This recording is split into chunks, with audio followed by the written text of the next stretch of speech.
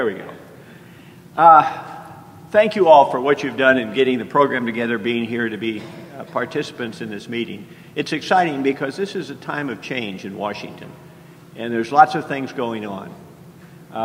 As we looked out at the great panoply of opportunities for speakers here in Washington, we asked ourselves several questions. Who do you want to grow up to be like?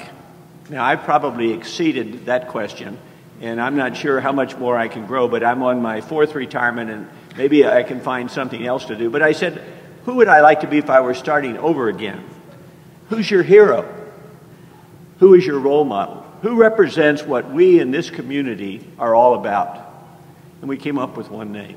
It was rather obvious at the end that the person we wanted to be here to talk to you about water resource challenges is the speaker, Dr. Kathryn Sullivan.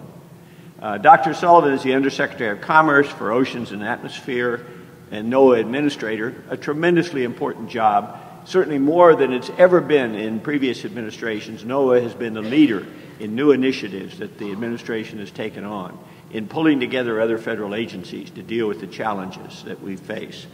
Dr. Sullivan was confirmed by the Senate as Undersecretary and NOAA Administrator in March, but she'd been in the job for over a year as Acting Administrator. And so she brings to this a lot of experience. Now you'd say, well, that's only a year, except she's been in and out of NOAA and the Federal Service over a long period of time. She was an Assistant Secretary of Commerce for Environmental Observation, Prediction, and Deputy Administrator. She did lots of work in directing all sorts of activities, NOAA priority work in weather and water service, climate science and services, integrated mapping services, Earth observing capabilities. She provided agency-wide direction with regards to the satellite, space, weather, and ocean observations and forecasts to serve America. The challenges that we're facing, if you read yesterday's IPCC report that was issued yesterday morning in Copenhagen.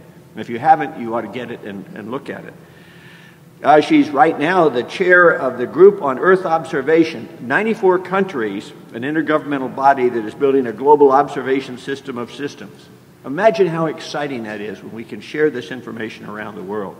She was appointed NOAA's chief scientist in 1993 when she oversaw the research and technology portfolio. And at that point, she was into fisheries biology, climate change, satellite instrumentation, and marine biodiversity, in addition to the other things she's done. She has been before in this kind of an amazing career. You know, what are the things I would like to do in my life? Well, she was the inaugural director of the Vital Center for Mathematics and Science Education Policy in the John Glenn School of Public Affairs at Ohio State, and she still has roots in Ohio. Prior to joining Ohio State, she served a decade as president and CEO of the Center of Science and Industry in Columbus, Ohio, which is one of the nation's leading science museums. Now, I said, that's a lot. How can we expect somebody to find somebody that does all those sorts of things? And we looked around and said, well, Dr. Sullivan meets that. And then we said, well, who's going to be this hero we have? Well, as you all know, Dr. Sullivan was one of the first 6 women selected for the astronaut program. She was the first woman, American woman, to walk in space. She had a number of missions, 3 shuttle missions, and she was on the mission that deployed the Hubble Space Telescope. So she's been in space. She's been our Sandra Bullock over our lifetime. And she's been doing the things that are important to us in terms of displaying how science and courage come together. Now, the other thing is she has her Earth Sciences degree. She's very focused on that from the West Coast, and then she went to Canada for her PhD in geology. And then on top of all that, she spent 26 years in the U.S. Naval Reserve as an oceanographer and rose to the rank of captain. So she has done about everything that you could ask anyone to do and has enjoyed, after my conversations with her over a period of time, has enjoyed all of them. There are challenges, but she is on top of the challenges we're talking about. So it's my distinct pleasure to introduce my hero and someone that I highly respect, Dr. Kathryn Sullivan.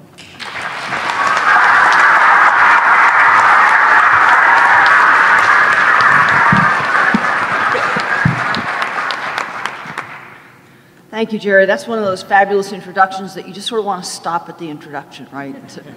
This was great. But to be clear, Sandra Bullock played me in the movie. Let's just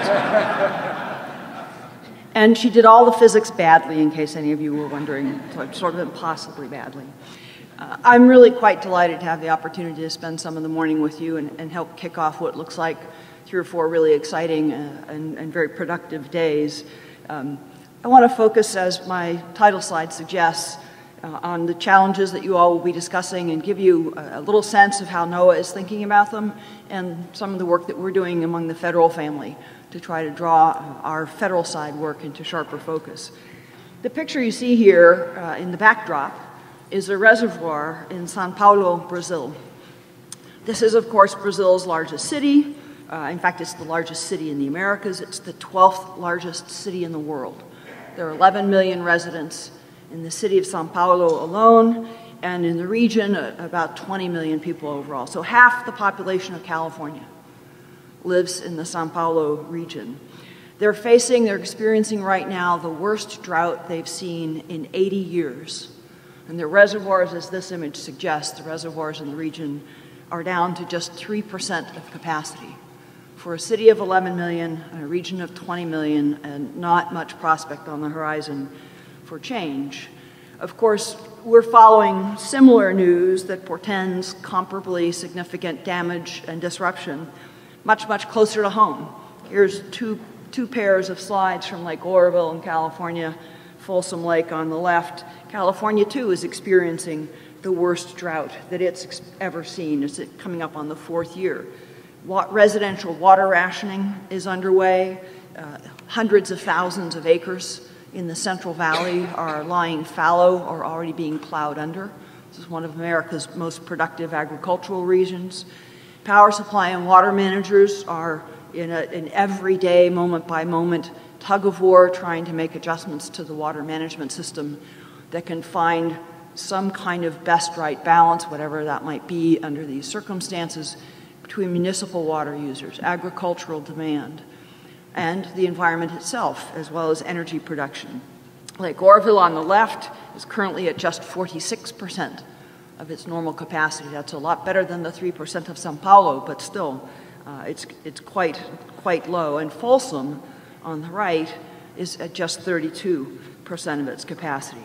So, you look at these slides, and I grew up in California. We used to go as a family to Oroville and other lakes and go out fishing, and sort of the first sentence PR look is kind of pity the poor boaters, right, and the recreational operators, and my dad, the fisherman, oh dear. But pity even more those farming families and the associated businesses in the Central Valley that are really being turned upside down, that may well not come back. Pity even more the residents of Los Angeles, of San Francisco, of the large urban areas that are completely dependent on these water supplies and really have no evident fallback. Pity the 17,000 agricultural workers that are out of work right now, with 5% of the Central Valley land fallow. And pity as well the environment itself, the salmon species, the smelts, the species that live in the Delta region in particular, that are the 4th pillar in this nexus between energy, food, environment, and agriculture. So surface water storage out here is not the issue. There's more storage than there is water to store. At the moment, the issue now is just how much rain Mother Nature is bringing. So that's one side, obviously, of the classic water quandary. Too much, too little, or in the wrong place. So that was too little. Here's the too much. This is 2011 in the Missouri River. Tremendous flooding, as we all recall. The Landsat scenes here on May 10th of 2011 are just before the levees were breached. So you're seeing full extent of flooding here, tens of miles wide, 100 kilometers. Each of these scenes is about 100 kilometers on the side. So you've got about 25 miles wide, either side of that river flooded on the left. And yet the next year, just a couple years later, you're too low. You're too low to move the Mississippi River traffic. So again, these pulses, the variability itself is one of the challenges and hazards of water resource management. How can you flip so quickly from such a surplus in 2011 to such a deficit in 2012? But you're seeing you're seeing on the right the section of the river just above Memphis, Tennessee. 1 year later, same region, and cargo unable to move. So here's a case where water resource management hinged critically on what data do we and do we not have, what capability to project a future and understand what's coming do we have, what ability to bring this kind of information into our decision space do we have as we try to deal with these sort of impacts on a day-to-day and week-to-week basis. In the case of blowing the levees in 2012, NOAA's Central Region River Forecast Center, of course, was closely involved with the Corps of Engineers providing that kind of information to support their assessments. There was concern, of course, about shipping. You're holding up energy supplies, you're holding up grain supplies, but again, the environment comes into the equation as well. There was tremendous concern about what the record flood on the left and a release of water on the right would do to the Gulf of Mexico dead zone. Normally, you'd be worried about such a big flood worsening the hypoxia that we see develop in the Gulf each year. In this case, we again had to bring together both the upland flow that was coming down the river with the broader environment in the Gulf, and what turned out to be the hinge point was that the river flow coming down would be diluted enough by Tropical Storm Don that the total water picture in the coastal zone promised to not be badly worsened by the floods. But the ability to bring together the riverine flows, the estuarine conditions, the near ocean conditions was a very pointed challenge for everybody back in 2011. It took some serious real-time stitching together of models and groups that typically don't meet and converge their work. So too much, too little, and you know, the classic other one is in the wrong place. But this is Hurricane Sandy before and after on a stretch of the New Jersey coast. You see roads washed out, barrier islands breached, tremendous damage, obviously, to property. We all remember the horrible TV scenes. All the TV scenes are behind us for those of us in this room, but for people up in this region, it's still very, very real. I was just up in Hoboken, New Jersey, and Ocean Park, New Jersey, Wednesday and Thursday, the actual second anniversary of Sandy's landfall. And if you're living in those regions, you're still living this story. You're still trying to figure out how to better protect your communities from the totality of water that arrives in your backyard, literally, when you have a storm like this coming ashore. Again, in this case, it is a combination of what is the ocean doing, what is the tropical system doing in terms of driving surge onto the land, and what is that tropical system doing in terms of dropping fresh water onto the hinterlands and up into the watersheds, all of which will converge on these coastal zones. So tremendous, tremendous challenges to try to bring these pieces together. Sandy had a bit of a silver lining in some respects. It was a really vivid reminder that I think was written in larger font than normal of the importance of having what we call environmental intelligence. I'll talk about this more in a moment. This is really the essence of what NOAA does. Environmental intelligence that lets us look ahead and prepare for and anticipate not just an event, but have insight about the kinds of consequences, the kinds of impacts that event will deliver to a given community, to a given region. That ability to look ahead was really critical in the case of Sandy. There were communities that pre-positioned major assets out of the way that sped recovery. So in Connecticut, for example, they moved all of their mass transit rolling stock out of the normal storage yards because good environmental intelligence told them those storage yards would be inundated. There were other communities that didn't and lost hundreds of millions of dollars of bus and rail car that would be tremendously helpful to get back in motion right after the storm passes. FEMA, of course, relies critically on NOAA's environmental intelligence in events like these, just as the Corps of Engineers did in the Mississippi flooding case. FEMA counts on us to have an 80% correct forecast or better 4 days out about where a storm is going to hit and what the likely amplitude of surge is going to be. That tells them where to focus their evacuation efforts. They want the message to matter and be right for the people they're evacuating. They don't want to condition people to several episodes of "you made me leave and nothing happened," because that generates a predilection to not respond the next time. They also want to know where they can and where they shouldn't pre-position their response assets to. You want your first responders, toes on the starting line, as close as you can get to the affected area in something like this, just as you do in a river flood instance. But you don't want them washed out by the event that you're getting ready for. So all of that sort of advanced information on the front end of an event like Sandy or the Mississippi River floods, and even on the front end of drought, though it's harder with slow onset events, that all helps us respond and begin to recover, restore function to society and to the economy more rapidly after an event has occurred. And that's the second aspect of the silver lining, I think, that Sandy brought. I think Sandy really marked in some significant ways a shift to the national conversation, even within the Federal Emergency Management Agency, from a smaller and narrower notion of preparedness, which classically will mean have your go kit, have your family plan, and leave, to a notion of resilience, a more comprehensive concept that goes to the heart of a community's total capability, resilience that is both societal and economic and ecological, and that really can go a long way if we've built it into the fabric of our communities and of our businesses and of our institutions to let us take this kind of blow from Mother Nature and rebound more readily to a new healthy state. It's not build back to what you were before, so much as it is build forward to what you need to be, build forward to the risks that are coming in the future.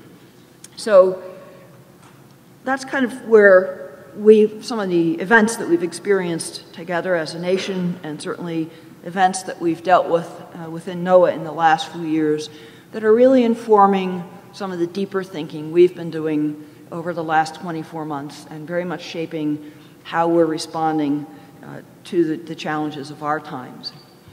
Now, I've used the term environmental intelligence, and I want to come back to it a little bit and amplify on it somewhat. Lots of agencies and lots of entities study the Earth, do basic science with an eye towards understanding what measurements will help us track and monitor the condition of the planet, towards understanding how do the Earth systems actually work, research towards understanding how to represent those dynamic systems in computational models so that we can make sophisticated assessments or provide outlooks of conditions that might be coming ahead. NASA does some of that work. Our National Science Foundation funds a good bit of that work. And that's all very good. And NOAA does some considerable amount of that work. There's something different.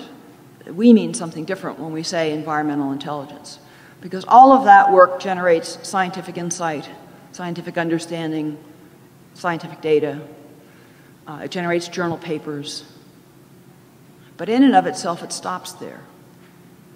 When we speak of environmental intelligence within NOAA, we're talking about a very intentional enterprise to take those data, combine them with deep understanding of how the Earth works, and modeling and analysis, and transform those data into timely, actionable, reliable information that is pertinent to and sort of intuitively, instantly tractable in decision-making frameworks that people are using every day to build answers to the kind of complex questions that we face. You all know this aspect of NOAA's environmental intelligence personally. It's called your weather forecast. We are the National Weather Service. Trust me on this, any weather forecast you get in the United States, no matter what logo is on the top of it, the Weather Channel or AccuWeather or whatever, I promise you, it's NOAA satellite weather data, it's NOAA's forecast models and ensembles, it is a NOAA forecast product, guaranteed, delivered to you, sometimes with value added to it, sometimes just with graphics added to it by a third party. That MO, by the way, that working model, is a tremendously powerful one on the open data that NOAA puts out, free and open for everyone to use. The United States enjoys a multi-billion-dollar private sector weather enterprise that provides a nimbleness and a flexibility and a tailoring and an adaptation of foundational weather data to targeted societal and consumer needs with much greater nimbleness and speed than federal response could ever do. So you know environmental intelligence, and you touch it every time you pick up a weather forecast. Many of you know NOAA's environmental intelligence through your work as water managers. River Forecast Center models, some of our hydrological modeling work, certainly our weather and climate models and outlooks. Those are factors, those are elements of information that can inform decisions you're helping your community, your company, your clients make. So that's really what we're talking about here, is the transformation of data and understanding into actionable, timely information, and done in a thoughtful way that is as much about the people trying to answer a question as it is about the science itself. This kind of work is so critical to management, infrastructure planning, and public safety, and it is that transformation into environmental intelligence and modeling capability that gives us the most valuable of all human capacities, and that is foresight. The ability to think ahead, to anticipate ahead, to take account of what conditions might we face tomorrow, or next year, or the year after. What is the likelihood of them? We're not going to have 100% deterministic predictions here, but what is the likelihood of them, and how do we factor that into our concerns about risk, our concerns about safety, our decisions about investments, our decisions about insurance or hedging risks? How do we factor that in? That's the Craig Fugate decision at day 4 before a hurricane, right? How sound is this forecast? How do I factor it into my plans? How do I let it inform what I'm doing and what I'm not doing to minimize needless business disruption, maximize public safety protection, and maximize speed of response after an event has passed? So what are we doing in the environmental intelligence arena when it comes to water at NOAA? We do a lot already, as you know, but we've come to think about it. We're challenging ourselves to think about our work in some very different ways and to use the new insights to drive our path towards the future. So here's how we're thinking about it. The driving question is clearly water to first order, and the basics of water security, which at heart and simplistically go to the availability and the quality of water that we have. But of course, another vital component here is food supply and food security, the agricultural dimension, and the large demand that the agricultural sector represents on extractive water uses. And then thirdly, energy security, energy production. So these three, as you all know, interplay in tremendously complex and interlaced ways. And as I've said, the backdrop behind all of them, as the backdrop of the slide suggests, is the environment itself, which we also have to take consideration of ensure that we retain viable, functioning ecosystems and natural systems, because we all depend on those as well. So we've begun to focus much more crisply, much more succinctly at the nexus. We have products and services that touch each of those three colored spheres already, and the insight we're exploring and examining and probing and challenging ourselves to consider is what is important at the nexus of those. What difference in our products or our services or our data would we realize we need to achieve if we're focused on being able to get at the nexus between these three spheres and the fourth one that's behind it? And for NOAA, a central focus of working at that nexus will be to drive to improve our capabilities at water, at water prediction. So all of these sectors we already deal with and provide sort of separated and distinct products and services to. I could spend an hour, and you all could spend 3 hours elaborating all the different ways that the energy production sector, the agriculture sector are currently challenged by information gaps, information voids they wish they could fill. A lot of this has to do with the time range over which we can do water prediction, which is really not as good as we all know we need it to be.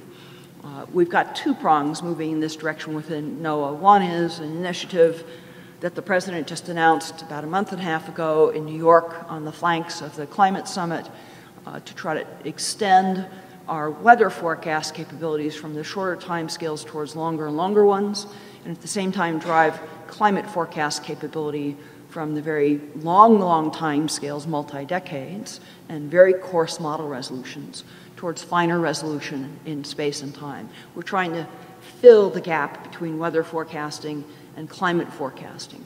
That right now is in and of itself a major scientific frontier. The science isn't there yet. So although weather forecast skill has moved from the 3 to 5 day range that existed when I was NOAA chief scientist out to 7, 10, 12 days, and climate modeling capability has moved from century and half-century scale over hundreds of kilometers down to tens of kilometers and several decades. But the sweet spot, and the sweet spot for many water management decisions, would be in the 1 to, say, 5 year time frame. Imagine if we could provide outlooks with meaningful skill to California today that said what's likely to come your way 1, 3, 5 years from now. Is the current drought going to ease? Is it going to intensify? What if we could do that for the entire Southwest United States? What if we could do that for Brazil? So that time scale is something we're really working on, and all of these sectors would benefit a lot from extending and filling in those time voids. So that's one particular dimension of the forecasting challenge that we're focused on at NOAA. The other thing we're very much focused on is this. It is the National Water Center. This is not an artist's concept. It's actually a picture of a new facility that exists on the campus of the University of Alabama in Tuscaloosa. It's a 65,000 square foot LEED gold facility. It's going to include an operations center, an operational forecasting center, a geointelligence laboratory, science and software engineering center, and it's really going to work as a proving ground for research to operations. We're really excited about this prospect. NOAA will be a tenant here, but co-located with us will be United States Geological Survey, the Corps of Engineers, FEMA, possibly FEMA's entire mapping branch moving into here so that we, together on the federal family side, can really drive towards the nexus that we're talking about. The kind of predictability, and as I know you all will talk about on Thursday, the better interoperability of data sources that really enable us to change the equation on what sort of foresight we can produce about water resources, surface water resources, the allocation, the distribution, the variability through time and space of water resources. This will take integrated modeling on scales we don't currently do. It will take scientific advances to enable modeling advances in the time regions that I talked about before that are currently somewhat beyond the range of science. It really will challenge everyone who works there to move beyond multidisciplinary work and actually get to degrees of transdisciplinary work. It will challenge us to build on modest steps we've already made, to couple, for example, coastal ocean and estuarine models with basic weather forecast models and river flow models. We've got some of that happening. It's nascent in a number of basins around the United States coastal zones, as we know are making our first steps towards what we call total water, which is the ability to really give a region or a community the total water picture that they're facing, no matter where the water comes from, no matter whether it's saline, brackish, or fresh. One of the things that excites me most about this center is not the building itself, but I look across NOAA and I look at my prior life, in NASA in particular, and these kind of locales, these kind of places where you put researchers, managers, operators, and forecasters side by side, where you've got computational and testbed capabilities that can let that mix of people experience something together. We operate a hazardous weather testbed in Oklahoma, for example, that has our weather forecast office, the real operational National Weather Service forecast office right here, a little glass barrier, and right here, a hazardous weather testbed. So in real time during a tornado outbreak, we can bring in emergency managers, broadcasters, scientists from other regions that are not under threat at the moment, and they can watch and observe and listen and get an understanding of what it takes to do the forecasting challenge on a real challenging day. We capture all the data, all the information, all the feeds from real severe weather days.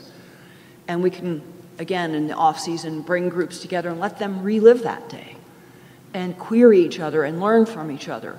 What were you stuck on at that moment? You know, Madam Forecaster, what did you not know? What would have helped you sharpen the forecast right then? And maybe our satellite engineer, this one has actually happened, will say, I can get you that. That information is in the satellite radiances. I didn't know it would help you. I didn't recognize that was the piece of information you needed to build that important answer to that very important question. So this is the kind of human nexus, of transdisciplinary nexus, and of research to service and operations nexus that we have the prospect to build at the National Water Center.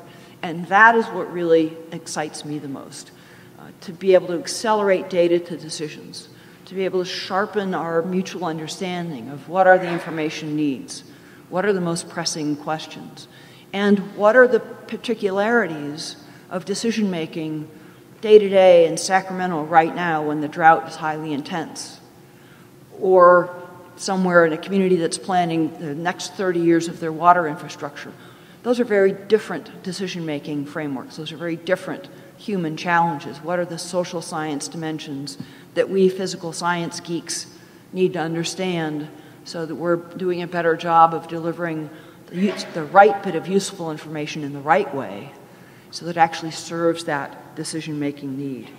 I think driving mid-range forecasting capabilities, helping to catalyze interoperable data, open data, better exchange of data, sharpening the focus of our scientific work, and really enabling a look at water resources to go from summit to sea, from treetop to bedrock. Bringing all of that together is really a tremendously, tremendously exciting prospect that this represents.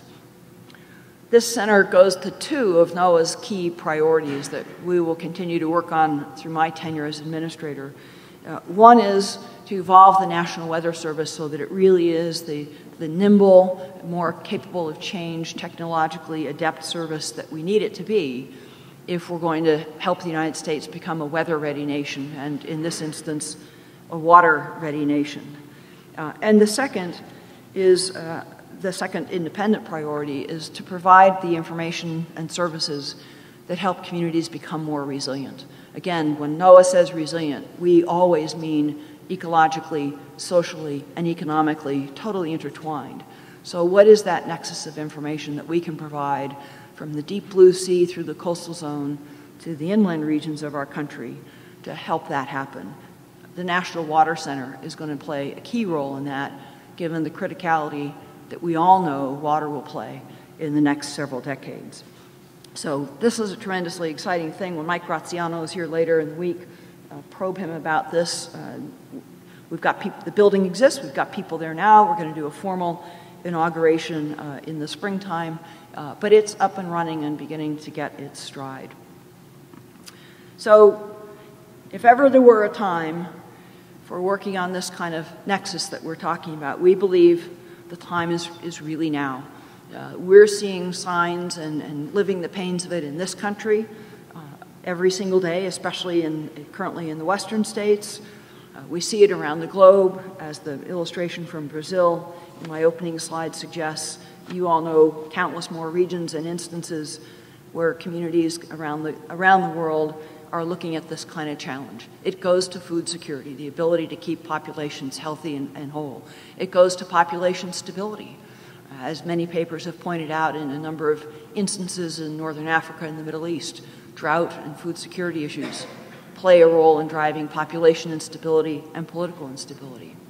It goes to energy production and the viability of our modern economy. And most importantly, it goes to the question of how well can we understand the interplay of these three separate spheres. If you tug on one, the others all respond.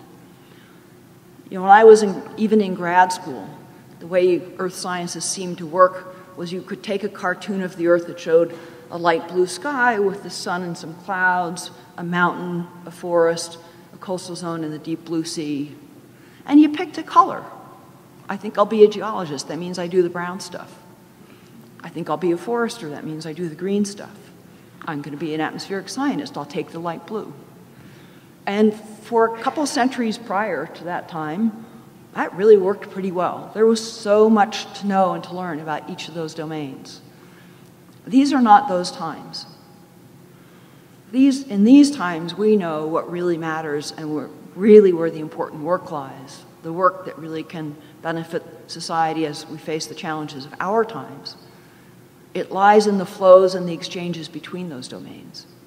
Our ability to provide meaningful insight to our country, to the people of this globe, depends on our ability to connect them, to couple them in realistic, scientifically sound ways, to couple these three spheres that we see here, to not forget the natural environment itself that lies right behind that, to get at the water prediction capabilities and the data capabilities that will enable advances in this kind of domain.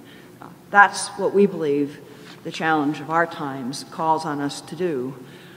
And I can't imagine a better partner organization than AWRA to work with to drive that forward, because that's really what AWRA has aimed to be and has been about for fully a half-century now. Your time has really come, I think, in this sense as well. So I got to close with the little blue marble. You're looking at the solar system's most misnamed planet. It should have been called Aqua. They clearly got it wrong. I didn't get to see it from this far away, I should add. It was a rather larger beach ball closer in my field of view.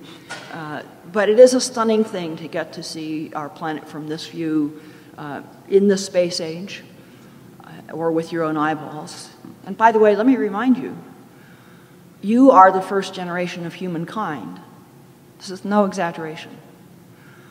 You are living in the first period of human history ever that humankind has the ability to conceive of our Earth in this way and really see it and measure it and take a snapshot of it almost simultaneously and understand the globe on that kind of basis. It is a first. It is the most significant consequence, I think, of the space age, is this ability not to conceive of the Earth as a sphere, that goes back to Middle Ages, but to actually sense and measure and take the pulse of the planet on essentially a real-time basis and transform that into the kind of information that we're talking about.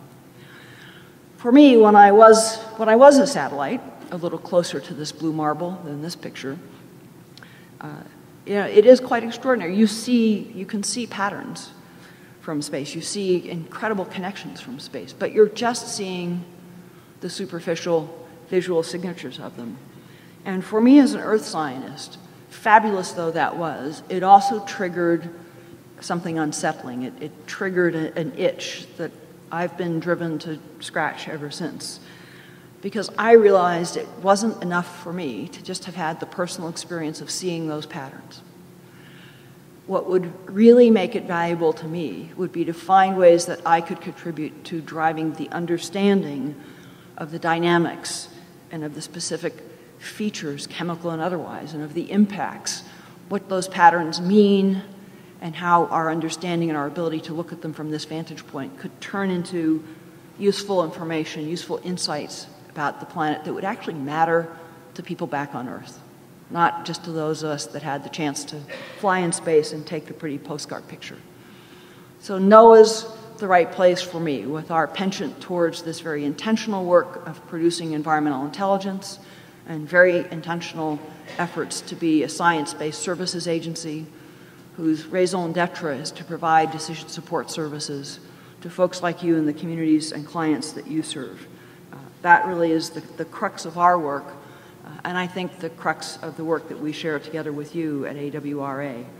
So I thank you for the chance to join you this morning. I want to add one other point. This nexus that we've been talking about is moving well beyond NOAA's field of view.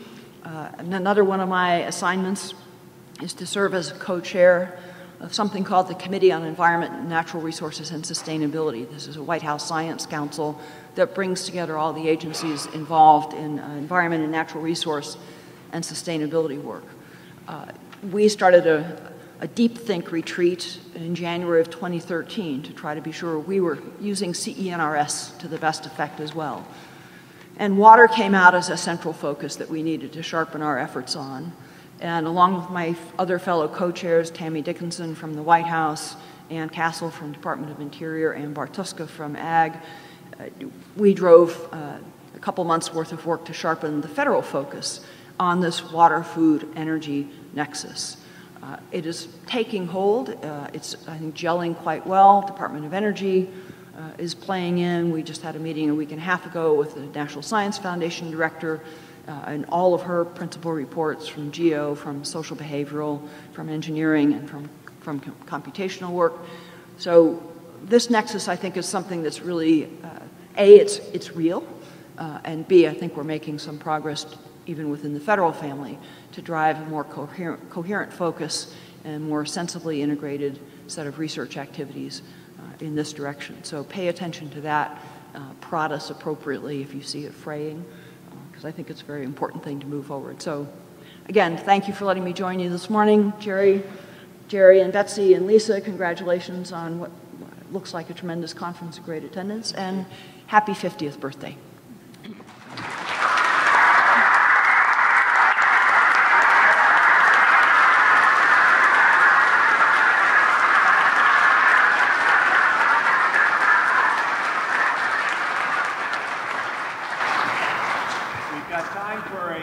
Questions if you'd like, and I see a hand up right back there.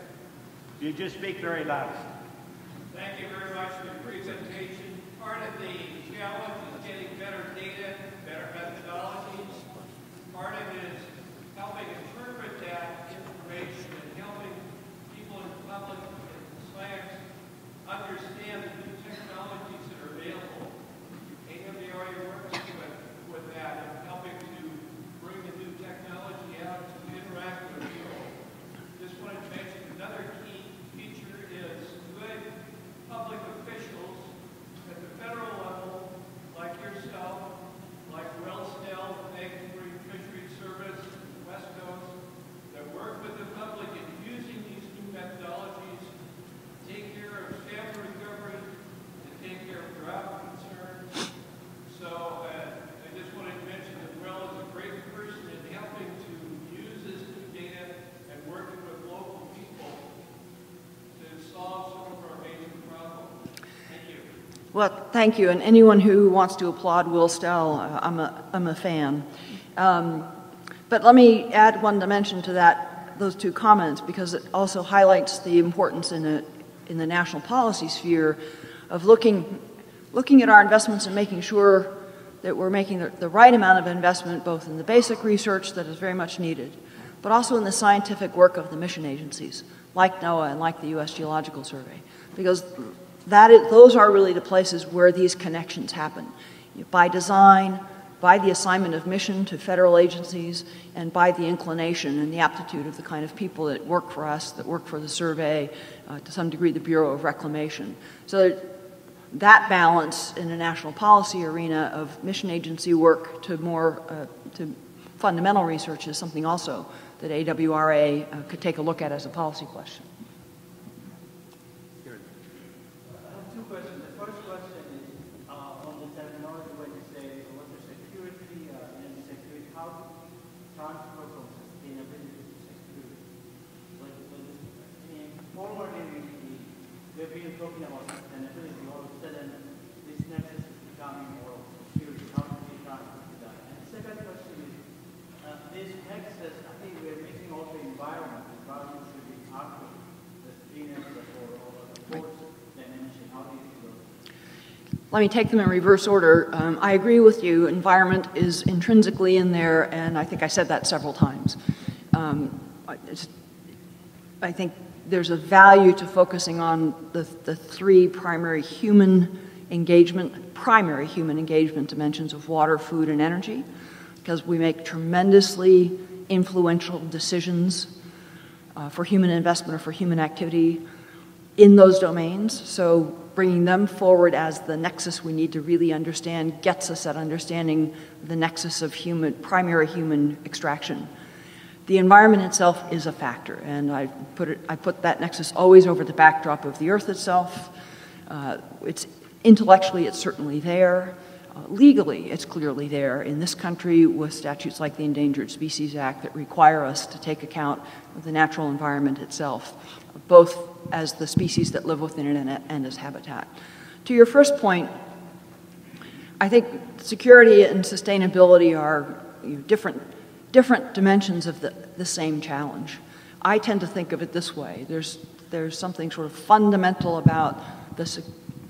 There's something a little more abstract about whether we have security with respect to water supply. Is it available? What quality does it have? How secure is that? How reliable is that?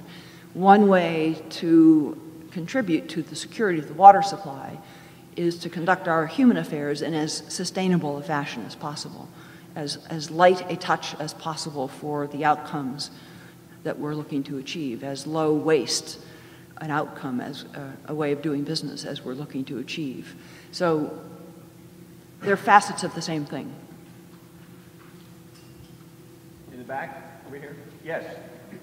How do you reconcile what seems to be a very anti-science movement in this country when, at the same time, we need to be educating the public on climate science and the outcomes more than ever? I just find this like a clash. I don't know how to think about it. People are following anti-science leaders when we need the opposite. I have no cosmically fabulous answers to that. Human societies, I think often, maybe always, are in phases where competing tensions and major dissonance are normal. That's probably the norm of human affairs. We certainly find in NOAA's work that rhetoric aside and politics around certain climate issues aside, when people respond to circumstances and drivers in their own world. The closer, the more local, the more immediate to their experience some change is or some hazard is, the more they are hungry for insight and for understanding about ways I can deal with that. And that's how we tend to look at it within NOAA. So we do a lot of work, for example, directly with the Western Governors Association around water resources, forecasting, drought services. There's a hunger because real people on the ground are really seeing changes and really seeing factors that they're hungry to have some help to deal with. They'd like to have information that gives them higher confidence that they're making a better decision. Our understanding of the environment, I mean that in the widest sense of all of us in this room, our understanding of the environment, the planet, and how it works can be very helpful in that regard. And they are looking for authoritative in that case because they have their family, their livelihood, or their financing and their banker in the equation, and all of those factors lead them to look for something authoritative to rest their answer on. Over here on the left. Yeah, thanks. This kind of follows up really well the question because I think that, in the context of elections tomorrow, comment about anti-science, I think that your message of environmental intelligence resonates with this group, and yet we face a public that has a wide amount of science illiteracy. So I guess a more specific question is how much resources do you allocate to communication? Because I think scientists and technical people, are not trained to be good communicators. So it seems like you need communication specialists to work with them. So what kind of investments do you make in communication? So NOAA, like all federal agencies, makes those investments the Congress authorizes, and we do not have very substantial education and outreach budgets.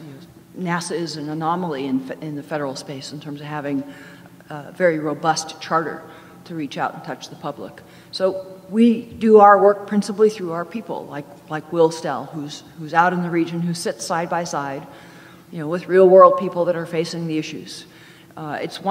Your question, though, goes to one of the factors that's leading us to bring more social behavioral sciences into our work at the front end. So the Weather Ready Nation initiative that we're pursuing, for example, yes, it will work on next technologies for sensing the atmosphere. Yes, it will work on advanced modeling techniques.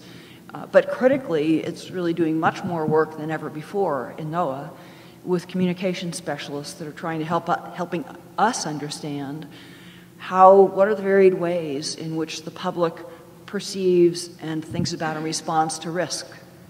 What kind of communication, what mode of communication actually has the highest likelihood of triggering an effective response, say when a tornado is bearing down on a community. So if we have certainly beginning to find if we weave those questions, we weave those needs in on the front end of our research agenda or of our program plan, we get much better outcomes. The norm for NOAA, like many science groups, has been think about the physical science you want to do. When you've laid out the whole agenda, the whole program plan, invite a communications person in, let them make you a brochure to talk about it. That's not going to get you the same kind of impact on the challenge that you're talking about as really weaving it in at the front end. Back here. Yes, thank you for your talk. I feel like I'm having a shout, hopefully you can hear me. I want to follow up and thank you for your emphasis on resiliency. I think that's a great thing to emphasize. And I want to ask a slightly more pointed question related to the way your talk began with emphasis on San Paulo's drought, California drought, and also on Superstorm Sandy. Could you comment not through education, but within your agency, what is the perspective that agrees with those were just unusual events and are the result of increased greenhouse gases? So NOAA is, among other things, co-leads the U.S. Global Change Research Program and operates the National Climate Data Center, which are climate record holdings collected from around the world, but principally the United States, dating back to the late 18th century.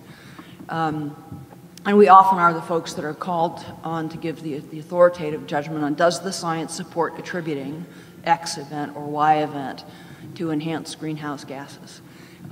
And the attribution problem is the thorniest problem in this debate.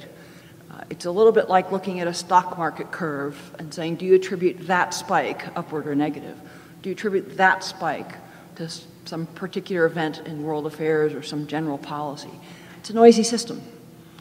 And as a general matter, it's not possible to say a discrete event in a short span of time is unequivocally connected. We do know, if you look at the fundamental physics established decades and decades ago, greater heat in the atmosphere loads the dice towards changes in patterns, towards greater, more frequent, intense patterns. I live in Ohio. We're seeing that in our rainfall patterns. Ohio used to always get the soaking, easy soaking rains, very rainy days, gentle soaking rains, perfect for the soy and other crops that are the major stays of the agricultural community. We're now tending to see similar levels of rainfall, but in fewer, more intense events. So the patterns we're seeing, the shifts we're seeing, accord fully with the kind of changes you expect in a warming atmosphere. The dice are loaded towards more extremes, towards more intense events, and that is what we're seeing in the world around us. For water resource managers, I've seen it in the water resource literature, but it's true across other fields. You know, stationarity is dead. The presumption that you can look at past statistics, figure out what the average repeat pattern or statistical pattern of X is, and that's give you that, on that basis you can come to a reasonable expectation of what should be coming your way in the future. That's breaking down in many, many, many ways. We have time for one more question right in the back. Yes, in August of this year, the Advisory Committee on Water Information Management, and I'm sure you're familiar with it, is composed of water resource professionals, government, public associations such as this one. And resoundingly, the strong recommendations that were coming forward is because of all the shortages and impacts, we need more water information, not less. If the committee was asked to make recommendations on what information should be cut for screening budgets. Now, I don't know if you have any recommendations to counter that. But your observation is correct. If stationarity is dead, you need more observations, not fewer observations. I would say we see this happening. It is a challenge to sustain observing infrastructure. That's a third of NOAA's priorities, by the way, is to invest in observational infrastructure. These challenges we're talking about, these are not data mining challenges. You guys have a big data session coming later in the week. It's not about mining the historical archive of big data to get this work done. I think that's a message that associations like yours need to really heighten your efforts to bring forward. That we live on a very dynamic planet.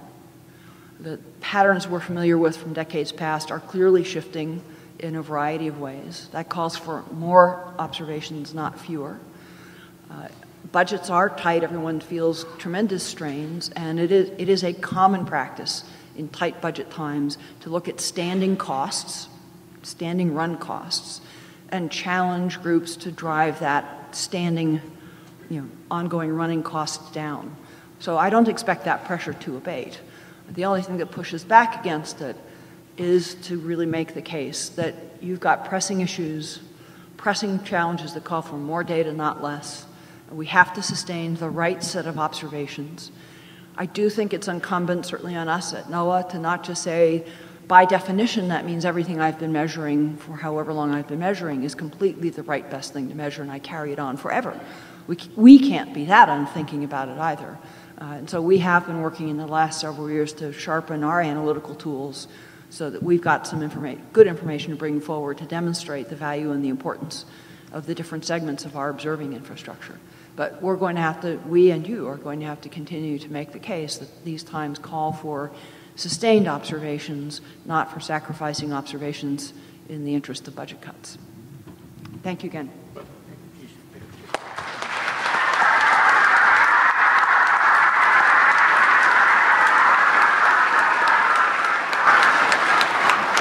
Just imagine if you were a student in college or in graduate school and you heard that speech. You'd be chomping at the bit to get out there. We're so thrilled that you came and shared this with us. We have a certificate we'd like to present to you. And thank you very much for coming out, and the much coveted AWRA water bottle. But thank you for your leadership and what you're doing for us.